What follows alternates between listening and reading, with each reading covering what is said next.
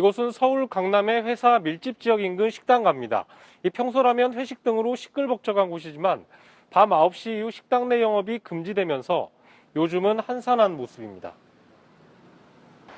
저녁 식사 약속 등으로 많은 사람들이 찾던 강남 삼성동의 한 한우식당. 저녁 9시 코로나 통금 시간이 되자 손님들은 빠져나가고 영업은 종료됩니다. 아쉽죠. 예전에 같으면은 뭐 2차도 가고 노래방도 가고 했잖아요.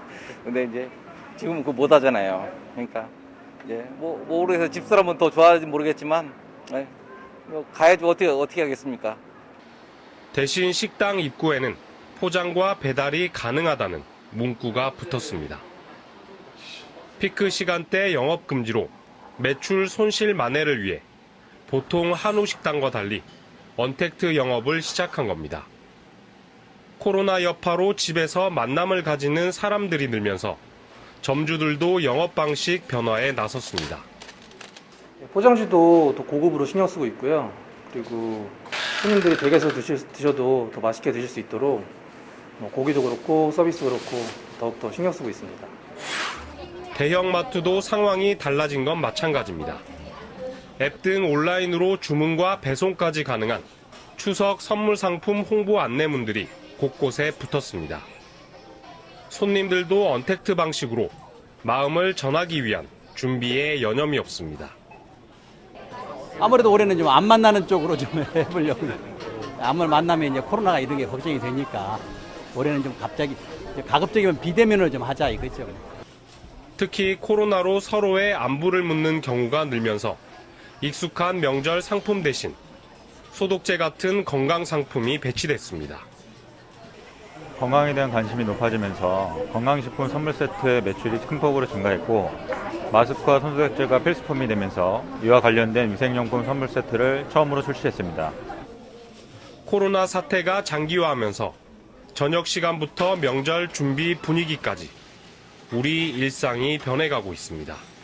연합뉴스TV 김경목입니다. 서울의 한 거리.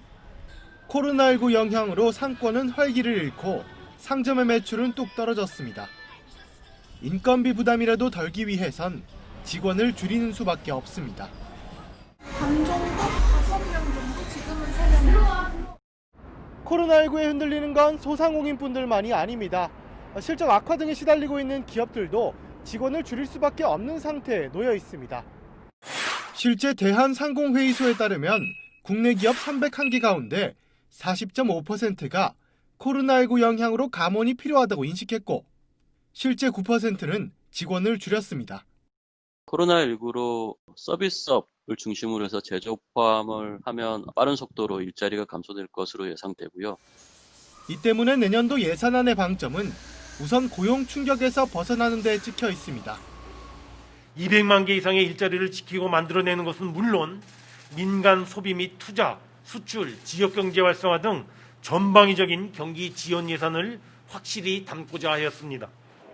고용시장 유지와 신규 창출에 8.6조 원의 예산이 투입됩니다. 고용유지지원금과 추가고용 장려금 등으로 일자리 200만 개 이상을 유지하고 창출한다는 게 목표입니다.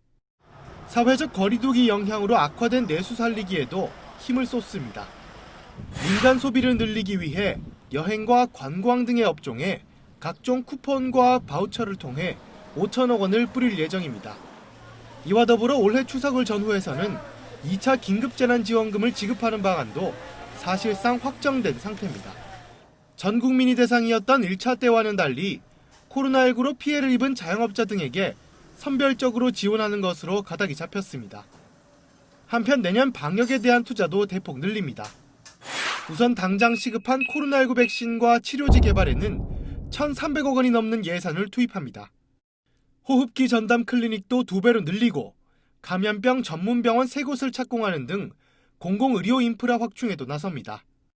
이와 함께 마스크 등 K방역 제품의 수출을 지원하고 타국에 대한 보건 공적 개발 원조에도 박차를 가한다는 방침입니다.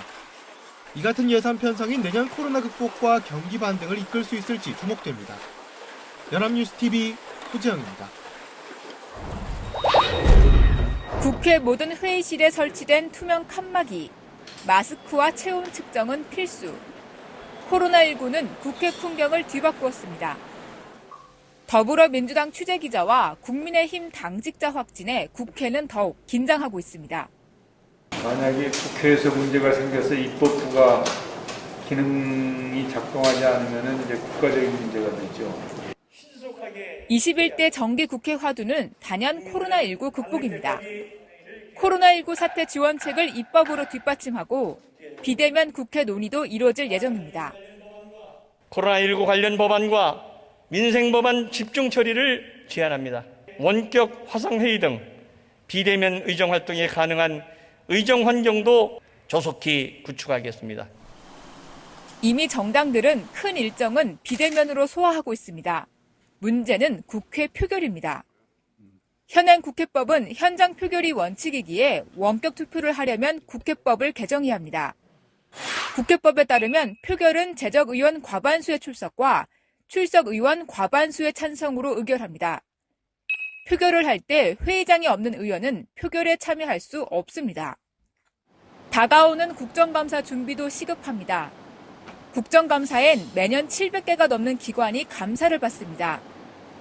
증인까지 포함하면 국정감사 기간에 국회를 오가는 사람들은 수천여 명입니다. 화상 국감을 대비한 시설 확충, 비대면 출석 인증 논의가 필요합니다. 국회 내부망을 밖에서도 접속할 수 있게 하자는 의견도 잇따르고 있습니다. 전자발의는 보안상 국회 안에서만 할 수 있습니다. 지성성해요, 저희도. 그러니까 야, 이게 무슨 일이냐 이거죠. 전자발의인가 그거 하는 내부망에 접속해서 인증서 통해가지고 뭐 해야 될 텐데 그런 게 이제 밖에서 접속 안 되는 걸로 알고 있거든요. 비대면 국회 전환을 위해선 여야 합의가 필요합니다. 정치권은 코로나19를 계기로 4차 추경 등 정책 협치 기대감을 나타냈습니다. 정책 협치를 통해서 협치의 범위를 점차 넓혀가는 것. 이것이 제가 생각하는 협치의 방식입니다. 여당과도 협력할 것은 협력하고 투쟁할 것은 투쟁하고 경쟁할 것은 경쟁하는 건강한 미래형 정당이 되겠습니다. 코로나19 바이러스는 여야를 가리지 않습니다. 21대 첫 정기국회에서 코로나19도 진정시키는 협치가 이뤄질지 주목됩니다. 연합뉴스TV 장윤입니다.